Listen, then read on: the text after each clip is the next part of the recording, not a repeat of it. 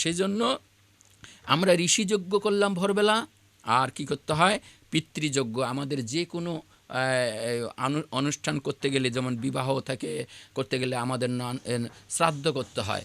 হ্যাঁ, আমরা দেখি যে পূর্বপুরুষের উদ্দেশ্যে আমরা ভোগ নিবেদন করে আমরা যে কোনো আমরা সৎকর্ম করতে গেলে আমাদের দেখি আমরা শ্মশানে গিয়ে এবং বিভিন্ন বাড়িতে যে আমরা অন্নপ্রাশনাদি যে কোনো কাজ করি সেখানে কিন্তু আমরা পিতৃপুরুষের উদ্দেশ্যে আমরা নিবেদন করি, দান করি, অর্থাৎ নিবেদন করি, দান করি ব্রাহ্মণের মাধ্যমে। সেই জন্য সেটা হলো পিতৃযজ্ঞ। নৃযজ্ঞ অর্থাৎ পারিপার্শ্বিকের অসুখ বিসুখ, কারো মেয়ের বিয়ে হচ্ছে না, অসুস্থ হয়েছে, তাদের জন্য যে আমরা যেটা দান করি সেটা হলো নৃযজ্ঞ। আর দেবতার বিভিন্ন দেবদেবীর যে আমাদের পূজা করতে হয় এবং দেবদেবীর পূজার মাধ্যমে ব্রাহ্মণের মাধ্যমে যে আমরা দান করি এবং প্রসাদ এবং মন্ত্র উচ্চারণ করে সেই প্রসাদকে আমরা নিবেদন করে সকলের জন্য খাওয়া দাওয়ার ব্যবস্থা করি, সেটা হলো দেবযজ্ঞ।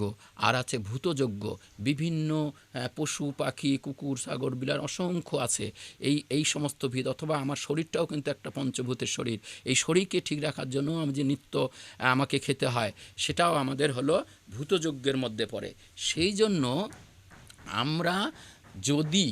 আমরা যে আগের দিনের উপার্জনের আমরা এই রকম 5টা ভাগে, প্রথমে ভোরবেলা উঠে আমরা গুরুর জন্য নিবেদন, তারপরে আমাদের যে নিজের জীবনের খাদ্যর জন্য আমি পশু পাখিকে দিয়ে যে আমরা খাবো, এবং পাড়া প্রতিবেশীর জন্য এবং দেবতাদের উদ্দেশ্যে আমরা পূজা না করে খাই না।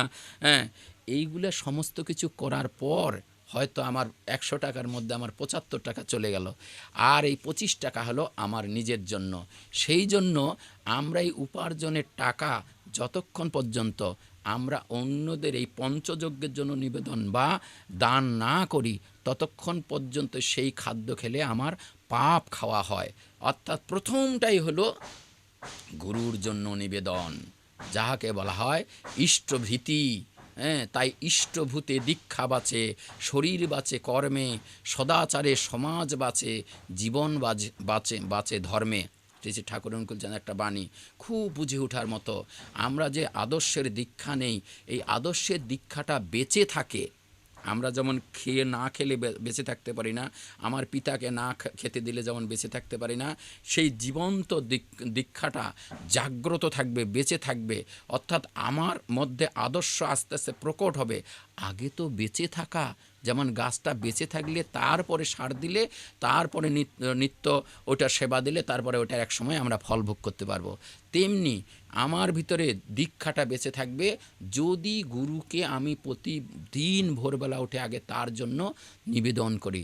তাহলে গুরুর জন্য মানে ইষ্টভৃতি নাই, অথচ আমি দীক্ষা নিয়েছি, এর থেকে হাস্যকর কথা আর কিছুই হতে পারে না।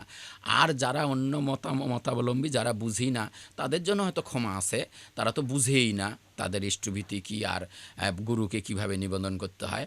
ওনারা মনে করে যে আমি চালকোলা দিয়ে ভগবানের সামনে দিলাম আর থাল টেনে নিয়ে খেয়ে বললাম হয়ে গেল। না, তা না, এরকম এত সহজ নয়, এত গুরু রহস্য, যেটা মানুষ বুঝতে গেলে বারবার অনুশীলনের মাধ্যমে, এবং সাধকরা বনে জঙ্গলে সেই গুরুকে এখানে ধ্যান করতেছে, সেই শত বৎসর ধরে ধ্যান করতেছে, কেউ তার শরীরের দিকে নজর নাই, খাওয়া দিকের দিকে নজর নাই, তারা তাহলে কোথায় পৌঁছাবে? আবার আমরা সংসারের যুগকে এই পঞ্চযজ্ঞ না করেই যদি খাই, তাহলে যারা তথাকথিত সন্ন্যাস নিয়ে যারা ঘুরতেছে, যারা এই সংসারে কোনো দিন এই স্ত্রী গ্রহণ করবে না, মা বাবাকে দেখবে না, তারা তাহলে কোথায় পৌঁছাবে? তাদের পৌঁছানোর জায়গাটা কোথায়? আমরা তো বুঝেই উঠতে পারতেছি না। হ্যাঁ, তারা কোথায়? তাহলে তারাও একটা জায়গায় পৌঁছাবে তো। তাহলে এত কঠোর তপস্যা করার জন্য যে মানুষের এই চেষ্টা করে ঈশ্বরকে লাভ করার জন্য, আর আমরা কিছুই করব না, আদর্শ অনুরাগী হব না, তার ঋষিযজ্ঞ অর্থাৎ ইষ্টভীতি যজ্ঞ, ভূতযজ্ঞ, পিতৃযজ্ঞ, নৃযজ্ঞ, দেবযজ্ঞ কিছুই করব না, আর এমনি ভগবান পেয়ে গেলাম। হ্যাঁ, তা কি হয়? কখনো হওয়ার কথা? কখনোই হওয়ার কথা না। সেই জন্য আমাদের কি করতে হয়? ভগবান বললেন দেবতাদের দেওয়া, ভোগ্য বস্তু দেবতাদেরকে না দিয়ে যে ভজন করে সেই হলো হয়। সেই জন্য কি বলছে? তস্মাৎ অশক্ত সততং কার্যকর্ম সমাচর, অশক্ত আচরণ কর্ম পরমাপ্নতি পুরুষ। কি বলছে? অতএব তুমি অনাসক্ত হইয়া সর্বদা কর্তব্য কর্ম করো। তুমি অনাসক্ত হইয়া সর্বদা কর্তব্য কর্ম, ব্র্যাকেটে লেখা আছে নিত্য কর্মের অনুষ্ঠান করো। ঠাকুর অনুকূলচন্দ্র এই কথা বাণী দিলেন। আজকে পুরুষোত্তমের বাণী কি সুন্দর মিলে যাচ্ছে। ঠাকুর অনুকূলচন্দ্র বললেন, কি বললেন? কর্ম মাঝে ধর্মকে যে গ্রহণ করতে পারল না, ধর্মে কর্মে আনলো বিভেদ, পদে পদেই লাঞ্ছনা। তাহলে কি বলছে? ধর্ম যদি নাইরে ফুটলো জীবন মাঝে নিত্য কর্মে, বাতিল করে রাখলি তারে কি হবে তোর এমন ধর্মে। হ্যাঁ, তাহলে কি বললেন তিনি?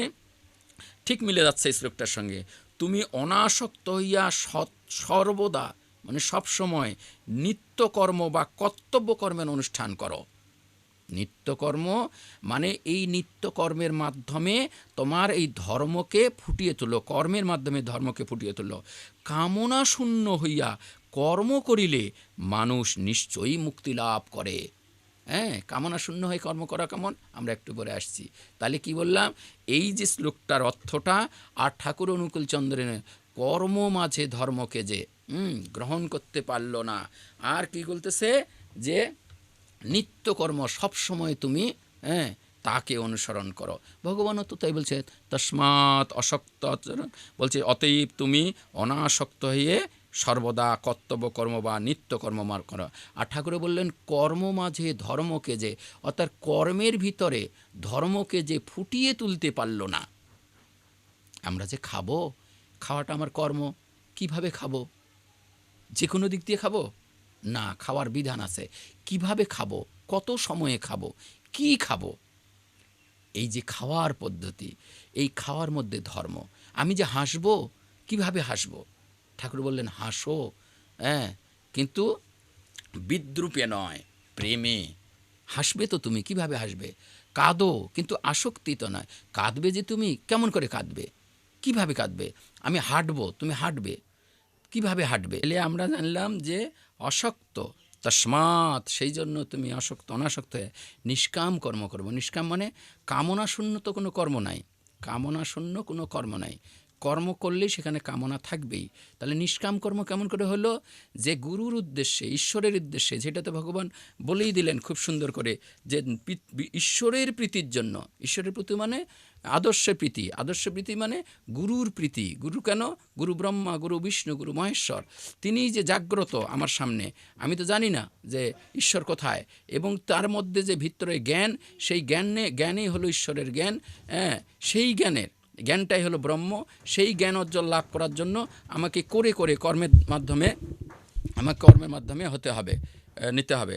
সেই জন্য তিনি বললেন নিষ্কাম কর্ম, অর্থাৎ তিনি যে বলেছেন সেই অনুপাতে কর্মটাই হলো, ওটা আমার কর্ম হলো না, ওটা হলো গুরুর কর্ম। যেমন উদাহরণস্বরূপ, আমি কোনো বাড়িতে যদি কাজ করি দাস হয়ে, আমরা যে এখন দাস লাগাই, আমরা যে কোনো বাড়িতে আমরা কাজ করি দাস হয়ে বা চাকর হয়ে, তখন মালিক যা বলে আমাকে তাই করতে হয়। কারণ আমি তার সমস্ত কিছু আমি তাকে তার নিয়ম মতো চলতে হয়। কারণ তিনি আমাকে এখানে কাজের মধ্যে এনেছেন, এই কাজে। তেমনি এই পৃথিবীটা হলো কর্মক্ষেত্র।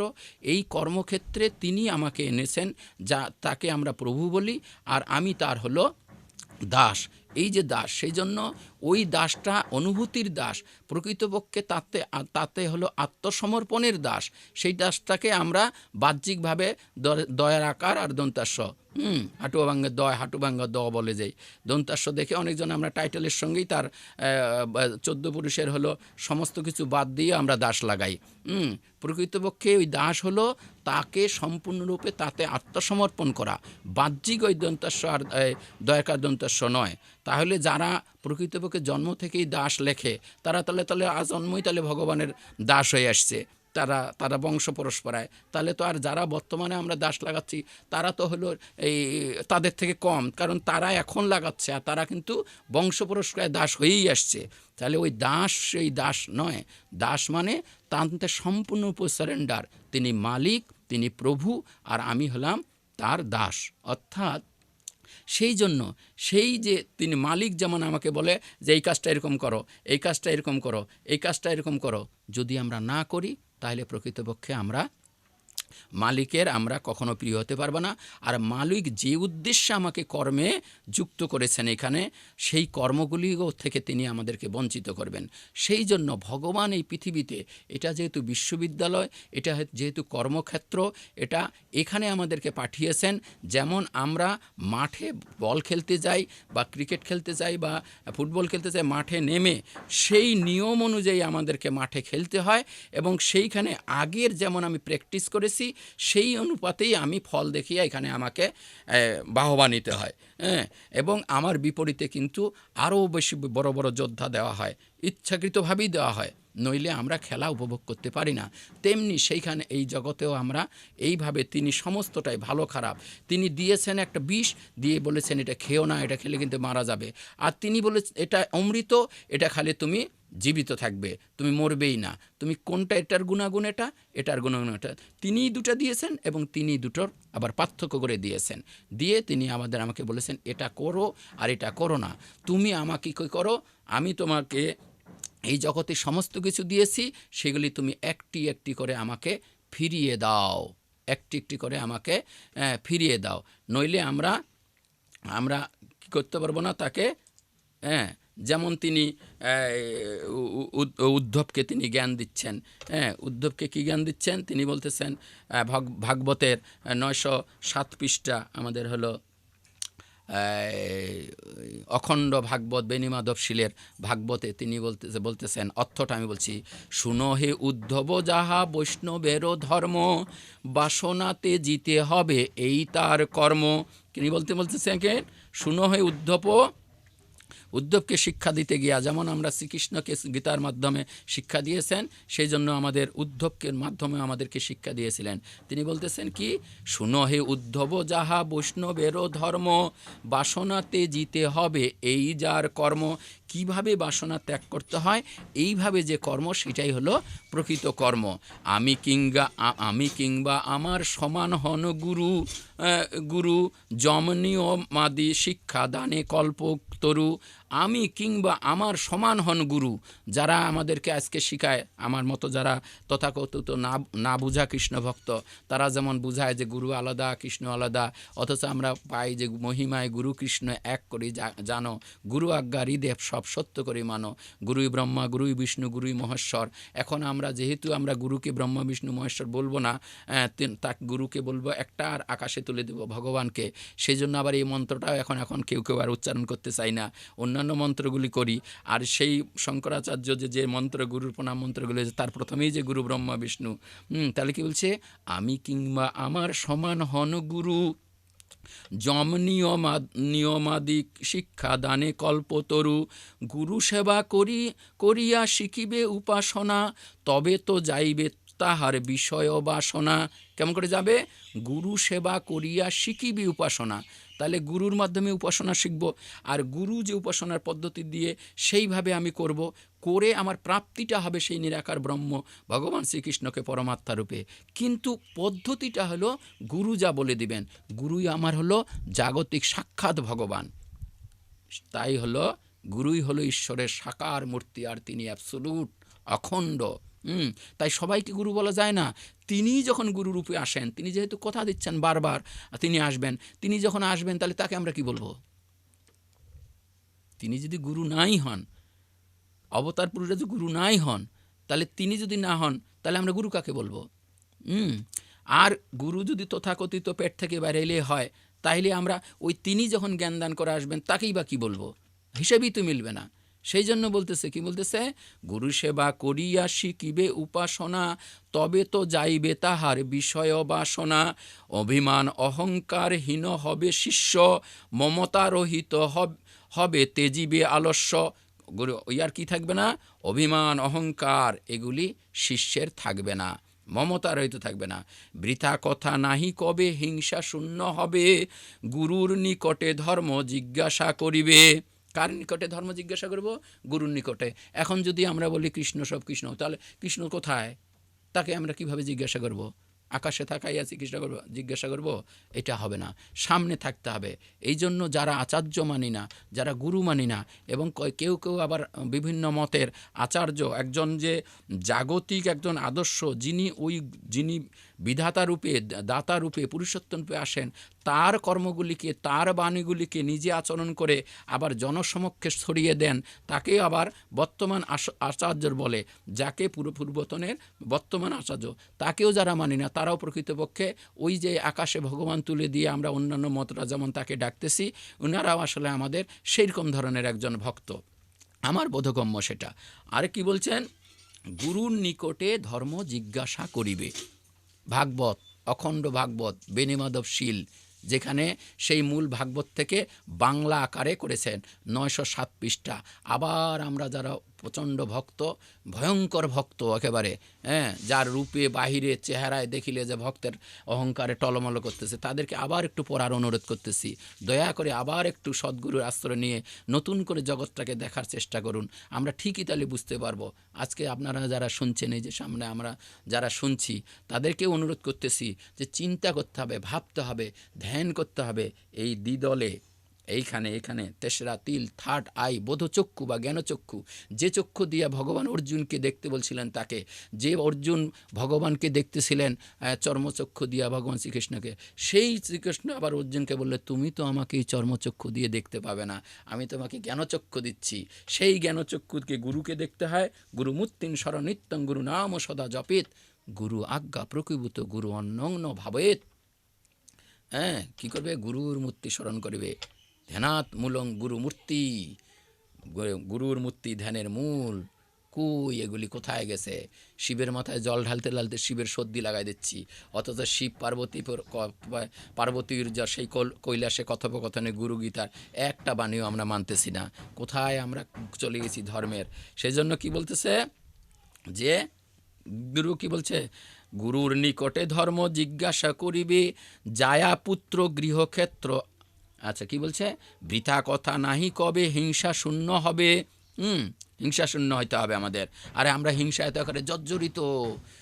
এরা এটা মানে না, এরা এটা মানে না, এরা মানে না, তোরা কেউ কিচ্ছু পাবে না, খালি আমরাই পাবো। এই যে আমাদের তথাকথিত ভগবানকে ডাকার পদ্ধতি, শ্রীকৃষ্ণকে উপলক্ষ করে, সেটা তাদের জন্য বলতেছে। ভগবান শ্রীকৃষ্ণ নিজেই বৃথা কথা নাহি কবে, হিংসা শূন্য হবে, গুরুর নিকটে ধর্ম জিজ্ঞাসা করিবে। আর কি করবে? যায়া পুত্র গৃহক্ষেত্র আর ধনজন, সর্ববস্তু গুরুপদে করিবে অর্পণ। কি অর্পণ করতে হবে তাকে? একটু আগে তো বললাম যে আমি 100 টাকা উপার্জন করেছি, পরের দিন সেটা আমি উপভোগ করব, জীবনের কাজে লাগাবো, আমার ব্যক্তি দাম্পত্য গৃহ সমাজ রাষ্ট্রের জন্য ওখানে দিয়ে তারপরে আমাকে খেতে হবে। ভগবান নিজেই সেই পদ্ধতি দিয়ে দিচ্ছেন, সেটা হবে যজ্ঞাবশেষ। অর্থাৎ সমস্তকে ভূতযজ্ঞ, ঋষিযজ্ঞ, নীতিযজ্ঞ, দেবযজ্ঞ সমস্তকে দান করার পরে যে অবশিষ্ট থাকবে সেটাকে বলা হয় যজ্ঞাবশেষ। এটাই চিরন্তন সত্য। আমরা মানি আর না মানি, আমাদের চক্ষু অন্ধকার হোক আর হোক, যে শ্রীকৃষ্ণকে ধরে আমরা চোখ খুলবার চাই, সেই পরমাত্মাকে, সেই শ্রীকৃষ্ণকে ধরে এখন আমরা অন্ধের সেরা পর্যায়ে পৌঁছাচ্ছি। আরও কি বলছে? গুরুর নিকটে যায়া পুত্র গৃহক্ষেত্র, বাকিটা থাকে কি? যায়া মানে স্ত্রী, পুত্র আর গৃহ আর জমি জমা ক্ষেত্র যা আছে সব গুরুকে নিবেদন করে দাও। কিভাবে? যায়া পুত্র গৃহক্ষেত্র আর ধনজন, সর্ববস্তু গুরুপদে করিবে অর্পণ। তাহলে কি হবে? আমার সবগুলান আমাদের গুরুকে অর্পণ করতে হবে। হায় ভগবান, সেরকম যদি আমরা হালকাভাবে বুঝি যে এগুলি সব দিয়ে দিতে হবে, কেউ তো দীক্ষা জীবনে নিবেও না, আর বউ কারো থাকবে না, সব বউগুলো হয়ে যাবে গুরুর দেবের। একটা গুরুর যদি 1000 দীক্ষিত থাকে, এই গৃহস্থ, তাহলে 1000টা বউ হবে সেই গুরুর। যদি এটা হালকাভাবে বুঝি, অর্থাৎ আমরা যদি জাগতিক পর্যায়ে বুঝি, আর এর আধ্যাত্মিকতা অনেক গভীরে, এবং এগুলি চরম সত্য। এই চরম সত্য না বুঝেই ধর্ম প্রচার করার জন্যই মনে হয় বলেছিলেন, যারা বেদ পাঠ সকলের জন্য নয়, এমনকি শ্রীমদ্ ভগবদ্ গীতাও সকলের জন্য নয়। কারণ সেই গীতাকে বুঝতে গেলে আমাদের বিরাট ভগবানকে, আমাদের গুরুকে আবার প্রণাম করে তারপরে গীতা পড়তে হয়। এখন আমরা কেউ গুরু দীক্ষাই করি নাই, প্রতিদিন বলে সকালে গুরু পড়ে আসে, বলে হ্যাঁ আমি সকালবেলা তো প্রতিদিন গুরু পড়ি, গীতা পড়ি। পড়িয়া কি হয়েছে, আরও মূর্খ হয়েছি, বেশি করে অন্ধ হয়েছি, অহংকারে জর্জরিত হয়েছি, তথাকথিত ভক্ত হয়ে আমরা ঢাকঢোল পিটা। আর তাদেরকে দেখে সমাজ আরও দূষিত হচ্ছে। ওই যে ভক্ত, দেখো ওর মতো তো আমাকে হইতে হবে, আমি তো নিজে অকল্যাণ করে সমাজের পর্যন্ত অকল্যাণ করতেছি। তার কথাটাও ভগবান বলেছে, এক্ষণে আমরা পড়ব। তাহলে গুরুদত্ত প্রাপ্ত জ্ঞান বিশুদ্ধ জানিবে, তাহার প্রভাবে মায়া নিবৃত্তি হইবে। গুরুদত্ত, গুরু যে জ্ঞান দান করবে, গুরুদত্ত প্রাপ্ত জ্ঞান, তাহলে গুরু কি দেবে? জ্ঞান দেবে। হ্যাঁ, তাও কর্মের মাধ্যমে। বিশুদ্ধ জানিবে, তাহার প্রভাবে মায়া নিবৃত্তি হইবে। আবার একটু ভাগবতটাও, যে আজকে যে আমরা ভাগবতং ভাগবতং ভাগবতং বলি, হ্যাঁ, বা এই ইয়ার মতো কবুতরের মতো বাকবাকুং বাকবাকুং, তাদের জন্য আমার অনুরোধ, ভিক্ষা আমাদের জন্য, যে আবার একটু নতুন করে একটু ভাবি, একটু চিন্তা করি এবং বোঝার চেষ্টা করি। প্রত্যেকটা শ্লোক দেখে দেখে এবং গুরু কাছে জিজ্ঞাসা করি, হে গুরুদেব, আমি এই জ্ঞান কীভাবে লাভ করব? কারণ তিনি বলেছেন, অখণ্ড মণ্ডলাকারং ব্যাপ্তং যেন চরাচরম তৎপদং দর্শিতং যেন তস্মৈ শ্রীগুরুবে নমঃ। অর্থাৎ অখণ্ড, যিনি এক, মণ্ডলাকার এই বিশ্বব্রহ্মাণ্ডে যিনি এক হয়ে দাঁড়িয়ে আছেন, ব্যাপ্ত হয়ে আছেন, ব্যাপ্ত তৎপদং, তিনি, তাকে যিনি দর্শন করিয়ে দিচ্ছেন। তাহলে তার নিজের না দর্শন হলে সে আবার অন্যকে দর্শন করাবে কেমন করে? ওটা কোনো দিন হয়? হওয়ার কথা? এক অন্ধ পথ দেখায়, অন্য অন্ধ জানে, ফাঁকির খেলা চলছে ভবে, ভেবে দেখো মনে। তাহলে গুরু প্রদত্ত জ্ঞান আমরা কি করব? ওই কথাটাও ভগবান বলতেছে। আমরা যে এতক্ষণ বললাম যে যদি যার হয়নি, সেজন্য ভগবান বলতেছে কি অশক্ত আছেন। তারপরে কর্মণি এব হি সংসিদ্ধিম অস্থিতা জনকাদয় লোক সংগ্রহম এব অপি সংপশ্যন কর্তু মহর্ষি। জনক অশ্বপতি প্রভৃতি রাজস্বী নিষ্কাম কর্ম করিয়াই মুক্তিলাভ করিয়াছেন। আরও পড়ছি আমি, প্রত্যেকটা শ্লোক একেবারে নিখুঁত, এতটুকু বর্ণ ভুল নেই ভগবান যা বলেছেন। কিন্তু সেই কথাগুলোর বাস্তবতার দ্বারা আমাদের বুঝিয়ে দিতে হবে। কি বলছেন? জনক অশ্বপতি প্রভৃতি রাজস্বী নিষ্কাম কর্ম করিয়ায়, রাজা অথচ ঋষি কর্ম করিয়ায় মোক্ষ লাভ করিয়াছেন, মুক্তি লাভ করিয়াছেন। সুতরাং লোক সংগ্রহের নিমিত্ত তোমার নিষ্কাম কর্ম করা উচিত। তাহলে নিষ্কাম কর্ম লোক সংগ্রহের জন্য করতে হবে। লোক সংগ্রহ না করলে আমরা কখনো নিষ্কাম কর্ম আমরা, সেই জন্য পরম প্রেমময় যুগ পুরুষোত্তম পরম প্রেমময় শ্রী শ্রী ঠাকুর চন্দ্র বললেন, মানুষ সম্পদ না করে তুই টাকা স্বার্থী হবি যত, দুঃখ অভাব দুর্বিপাকে ততই তুই থাকবি রত। ভগবানকে ভজতে গেলেই মানুষকে তুই ভজবি আগে, ভজন সেবায় ভর দুনিয়া ফেল রাঙিয়ে ভক্তির আগে। কি বলছেন তিনি? মানুষ সম্পদ না করেতে, এখানেও তো তাই বলতেছে। কি বলতেছে? আবার পড়ি, জনক অশ্বপতি প্রভৃতি রাজস্বী নিষ্কাম কর্ম করিয়াই মোক্ষ লাভ। নিষ্কাম মানে গুরুর উদ্দেশ্যে, ভগবানের উদ্দেশ্যে। ভগবান চান কোথায়? আমি সর্বভূতে সবে জীবের মধ্যে আছি, অতএব তোমাকে তুমি স্বর্গজীবের জন্য উৎসর্গ করো, তাহলেই তোমার সেই উৎসর্গকৃত ভালোবাসা, প্রেম, দৈর্ঘ্য যা আছে সব আমার কাছে চলে আসবে, আর তাই তোমার কাছে আমি শতগুণ করে ফিরিয়ে দেব। এই হলো ভগবানের ডিক্লার। সেই জন্য তিনি বললেন, মনমনা মদভক্ত মদ জাজিমাং নমস্করু মামে বস্যাংশে সত্যং তে প্রতি জানে প্রিয় সীমে। মনমনা, আমাতেই মন রাখো, মদভক্ত আমারই মদ জাজি, আমাকেই ছড়িয়ে দাও। হ্যাঁ, পূজা মানে বাহ্যিক, মানে বাহিরে আমাকে ছড়িয়ে দাও, যাজন করো, তাহলে আমি সত্য প্রতিজ্ঞা করছি তোমার চেয়ে প্রিয় আমার আর কেহ হবে না। হ্যাঁ, এই কথাই তো বলছেন, মানুষ সম্পদ না করে তুই, শ্রী শ্রী ঠাকুর অনুকূলচন্দ্রের বাণী, টাকা স্বার্থী হবি যত, দুঃখ আঘাত দুর্বিপাকে ততই রে তুই থাকবি রত। ভগবানকে ভজতে গেলেই মানুষকে তুই ভজবি আগে, ভজন সেবায় ভর দুনিয়া ফেল রাঙিয়ে ভক্তির আগে।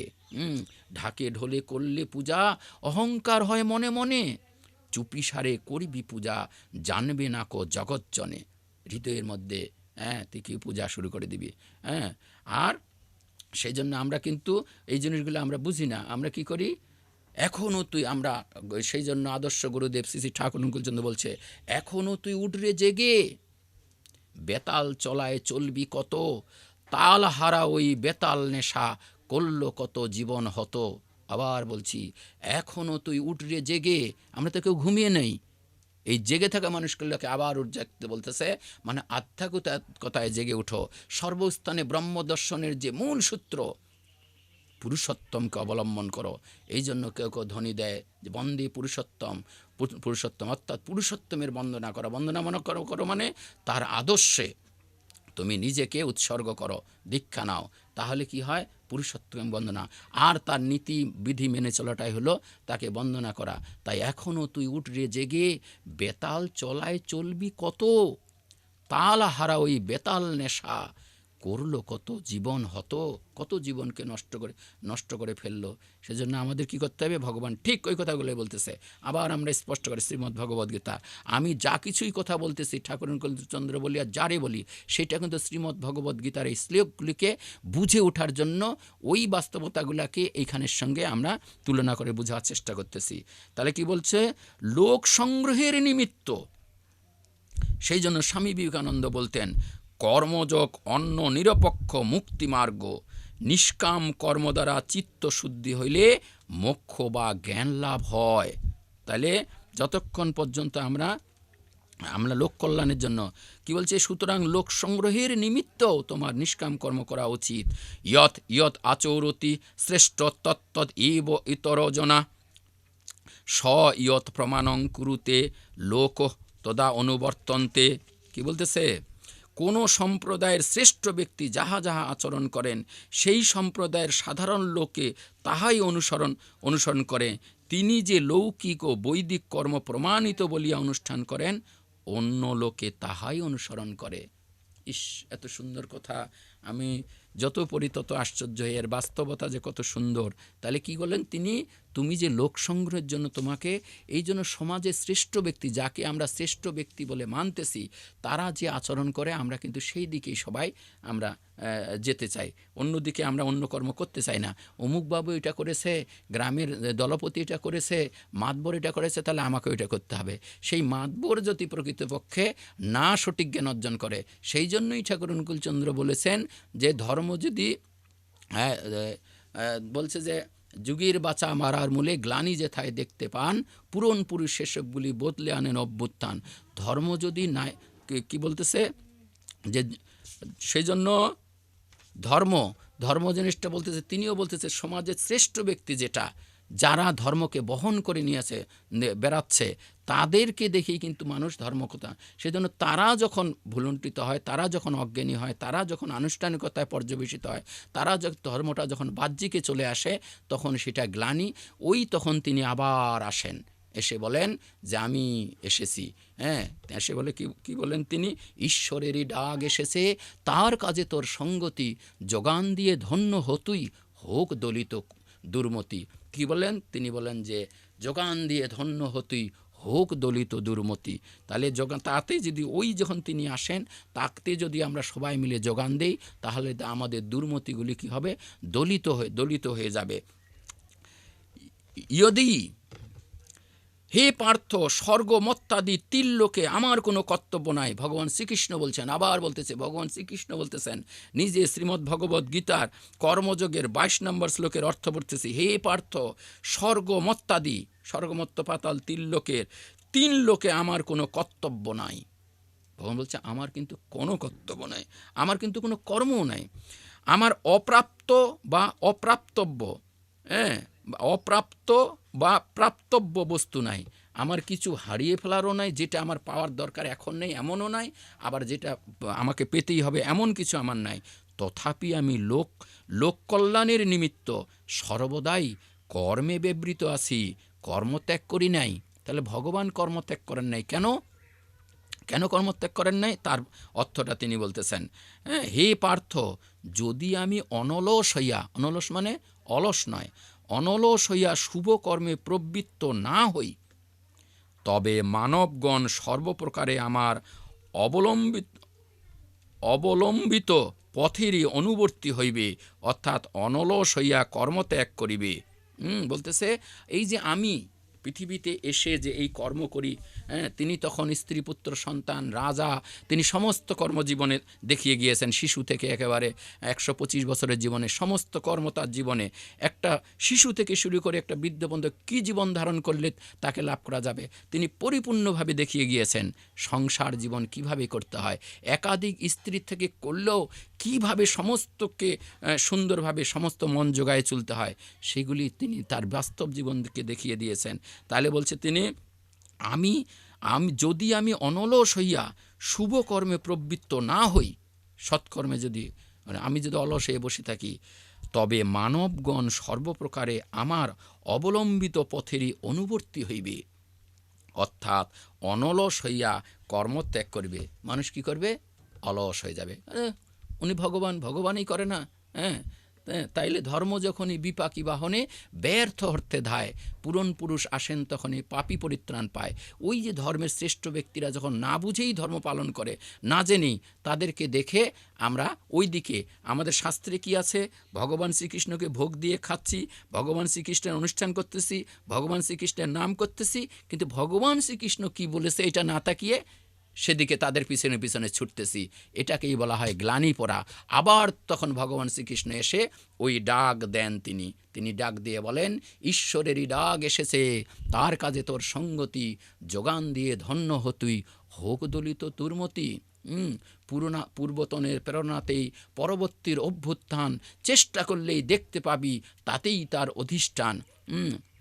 পূর্বপরের পরম পুরুষ ধরার বুকে আসেন যারা, একই সত্তা তাদের যে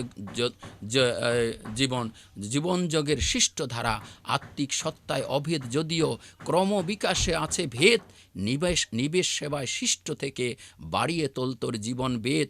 পূর্বতনের নবকলবর, তবুও তিনি জগন্নাথ, ওই বর্তমান যিনি আসেন, তবুও তিনি জগন্নাথ, সীমায়িত অসীম তিনি সবার জীবন প্রপাত। আবার পড়ছি, খুব কঠিন তো, বোঝা যায় না, আবার সবসময় না শুনলে, না বোঝার চেষ্টা করলে তাও যায় না। তিনি বললেন, পূর্ব পরের পরম পুরুষ। আমরা রামচন্দ্রকে মানি, শ্রীকৃষ্ণকে মানি, বুদ্ধ, যিশু, হযরত মুহাম্মদ, সবাইকে মানি, কিন্তু তারই ধারাবাহিকতার যে আমাদের হলো বর্তমান যিনি পুরুষ আসেন, হ্যাঁ, পুণ্যাবতার, তাকে কেন্দ্র করে সেই জন্য বলতেছে, পূর্ব পরের পরম পুরুষ ধরার বুকে আসেন যারা, একই সত্তা তাদের জানিস, জীবন দ্বারা শিষ্ট ধারা।